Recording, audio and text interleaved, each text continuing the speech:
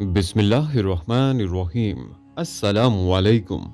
दरवेश टीवी के मुअज़्ज़ज़ ख़वातीन व हज़रात, आज की इस वीडियो में आप जान पाएंगे कि आलम बरज़ख क्या है और रूहें आलम बरज़ख में कैसे रहती हैं। बल्कि आलम बरज़ख के हवाले से एक यहूदी औरत का वाक़या भी आपके साथ शेयर करेंगे कि जब एक यहूदिया ने सैयदा आयशा सिद्दीक़ा रज़ियल्लाहु ताला अन्हा को आलम बरज़ख के मुतल्लिक़ ख़बर दी तो हज़रत आयशा रज़ियल्लाहु ताला अन्हा ने आलम बरज़ख का इनकार क्यों किया था। वीडियो में आप ये भी जान पाएंगे कि इंसान के मरने के बाद क्या होता है, यानी आलम बरज़ख के ज़िंदगी कैसी है, यहाँ पर लोग कैसे रहते हैं, लोग यहाँ पर क्या खाते पीते हैं। और हाँ, ये भी आपको बताएंगे कि इंसान जब मर जाता है तो आलम बरज़ख में दुनिया के मामलात को कैसे याद रखता है। नाज़रीन, आलम बरज़ख से मुतल्लिक़ रिवायात में यूँ बयान हुआ है कि आलम कहते हैं जहान को, और हमारे ये चार जहान हैं: आलम अरवाह, आलम दुनिया, आलम बरज़ख, आलम आखिरत।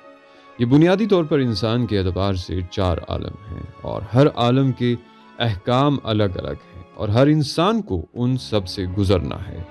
लेकिन ये अलग बात है कि हर एक जगह पर क़याम की मुद्दत अलग अलग होती है। अल्लाह पाक ने इंसान के एक आलम से दूसरे आलम में मुंतकिल होने के लिए मुख्तलिफ असबाब पैदा किए हैं, जैसा कि आलम अरवाह से आलम दुनिया में आने तक का सबब वालिदैन है। आलम दुनिया से आलम बरज़ख तक जाने का सबब मौत है। आलम बरज़ख से आलम आखिरत तक जाने का सबब सूर है, जो हज़रत इसराफील अलैहिस्सलाम फूकेंगे। लेकिन आज का हमारा मौजू सिर्फ आलम बरज़ख है।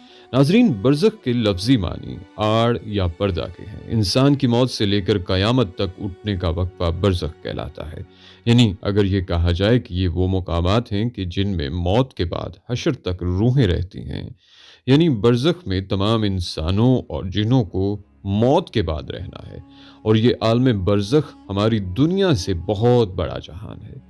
यानी बरज़खी ज़िंदगी दुनियावी ज़िंदगी से बहुत बड़ी है, लेकिन वो भी एक दिन ख़त्म होनी है। अल्लाह पाक सूरह मोमिनून में फरमाते हैं, और उनके आगे एक आड़ है इस दिन तक जिसमें ये उठाए जाएंगे। नाज़रीन, आलम बरज़ख में पहुँचने के बाद इंसान का आखिरत की तरफ सफ़र शुरू हो जाता है। हुज़ूर सल्लल्लाहु अलैहि वसल्लम ने इस बारे में फरमाया, बेशक आखिरत की सबसे पहली मंजिल कब्र है।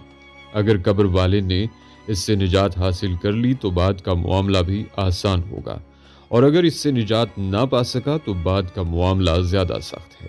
बल्कि सैयदा आयशा सिद्दीक़ा रज़ियल्लाहु ताला अन्हा को जब यहूदिया ने अज़ाब कब्र के मुतल्लिक़ ख़बर दी और उनसे कहा कि अल्लाह तुझे कब्र के अज़ाब से बचाए, तो हज़रत आयशा रज़ियल्लाहु ताला अन्हा ने मुसलमानों के लिए अज़ाब कब्र का इनकार किया। लेकिन जब नबी अकरम सल्लल्लाहु अलैहि वसल्लम ने आयशा सिद्दीक़ा रज़ियल्लाहु ताला अन्हा को बताया कि कब्र का अज़ाब अहले इस्लाम के लिए भी मुमकिन है और गुनाहों की वजह से उन्हें भी अज़ाब होगा, तो सैयदा आयशा सिद्दीक़ा रज़ियल्लाहु ताला अन्हा ने नबी अकरम सल्लल्लाहु अलैहि वसल्लम के फरमान को तस्लीम कर लिया। ये वाक़या अहादीस की बहुत सी कुतुब में मुफस्सल और मुख्तसर बयान हुआ है, जिसकी तफसील कुछ इस तरह है कि उम्मुल मोमिनीन सैयदा आयशा सिद्दीक़ा रज़ियल्लाहु ताला अन्हा को पहली मर्तबा एक यहूदी औरत ने अज़ाबुल कब्र के मुतल्लिक़ बताया, लेकिन उन्होंने इसकी तस्दीक न की। नबी सल्लल्लाहु अलैहि वसल्लम ने भी यहूद को झूठा करार दिया। बाद में आप सल्लल्लाहु अलैहि वसल्लम पर वही भेजी गई और आप सल्लल्लाहु अलैहि वसल्लम को अज़ाबुल कब्र के बारे में बताया गया। उसी दिन सूरज को ग्रहण लग गया और आप सल्लल्लाहु अलैहि वसल्लम के बेटे सैयदना इब्राहीम अलैहिस्सलाम का इंतकाल भी हो गया। लिहाजा आप सल्लल्लाहु अलैहि वसल्लम ने उसी दिन सूरज ग्रहण की नमाज सलातुल कुसूफ पढ़ाई और फिर खुतबा दिया, और इस खुतबा में सहाबा इकराम रिज़वानुल्लाहि अजमाइन को अज़ाबुल कब्र की तफसीलात से आगाह किया। फिर नबी सल्लल्लाहु अलैहि वसल्लम हर नमाज के बाद बराबर अज़ाबुल कब्र से पनाह मांगते और सहाबा इकराम को भी इस सिलसिला की दुआ सिखाई और उन्हें हुक्म दिया कि वो भी हर नमाज के आखिर में अज़ाबुल कब्र से पनाह मांगा करें। बल्कि मिराज का वाक़या नबी सल्लल्लाहु अलैहि वसल्लम की मक्की ज़िंदगी में पेश आ चुका था और मिराज में आप सल्लल्लाहु अलैहि वसल्लम को नाफरमान इंसानों को अज़ाब दिए जाने के कुछ मुशाहिदात भी कराए गए थे।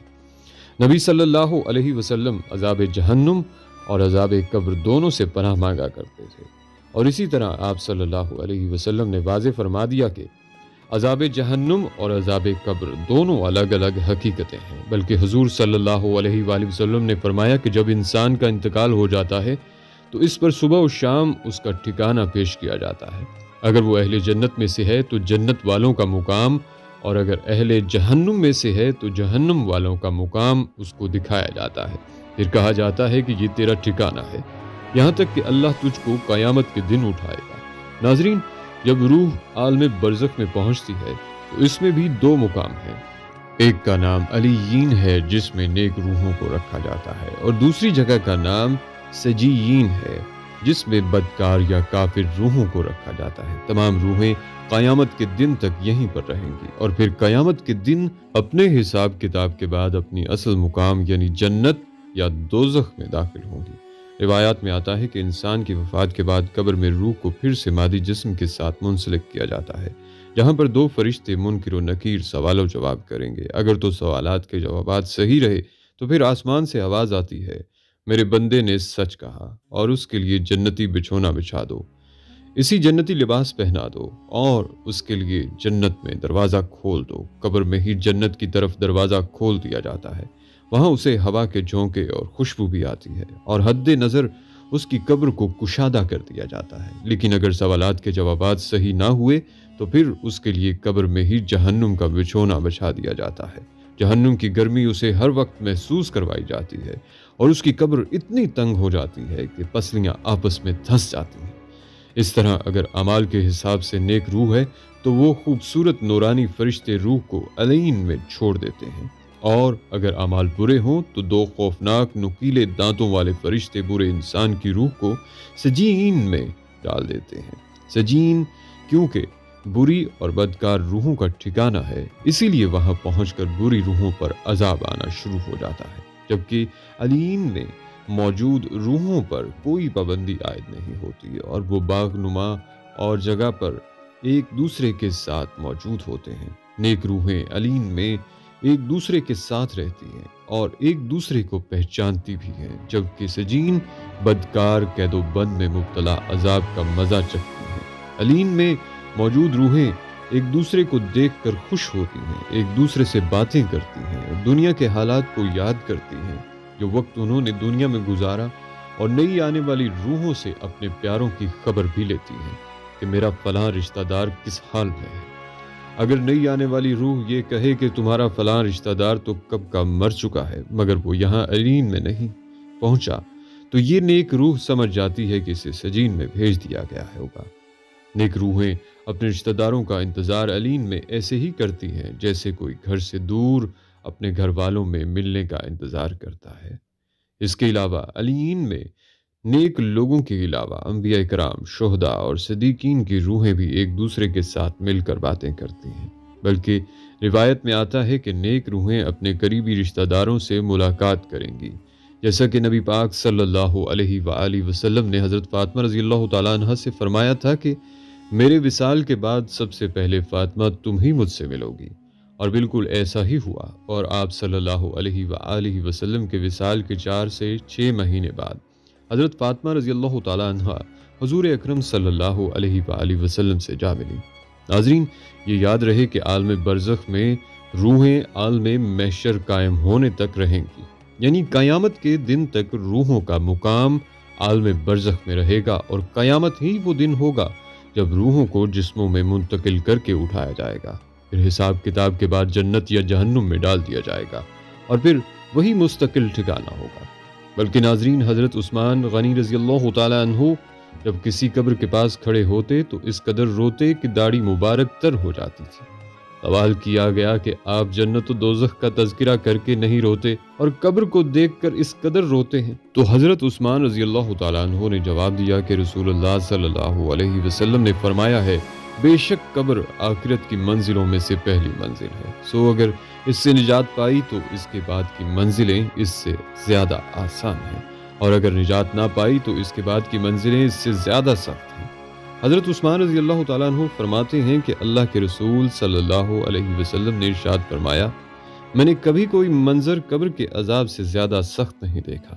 بلکہ حضرت ابن عباس رضی اللہ تعالیٰ عنہ سے مروی ہے کہ हुजूर अकरम सल्लल्लाहु अलैहि वसल्लम मदीना या मक्का के किसी बाग से गुजरे।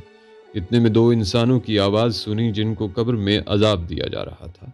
नबी करीम सल्लल्लाहु अलैहि वसल्लम ने इरशाद फरमाया, इन दोनों को अजाब हो रहा है और किसी बड़े काम की वजह से अजाब नहीं हो रहा है, बल्कि ऐसी मामूली बातों पर जिनसे बच सकते थे। फिर आपने फरमाया, इन दोनों में से एक पेशाब से नहीं बचता था और दूसरा चुगली करता फिरता था। फिर आप सल्लल्लाहु अलैहि वसल्लम ने एक तर टहनी मंगवाई, फिर इसके दो टुकड़े किए, फिर एक एक टुकड़ा दोनों कब्रों पर रख दिया। सहाबा ने अर्ज किया, या रसूल अल्लाह सल्लल्लाहु अलैहि वसल्लम, आपने ऐसा क्यों किया?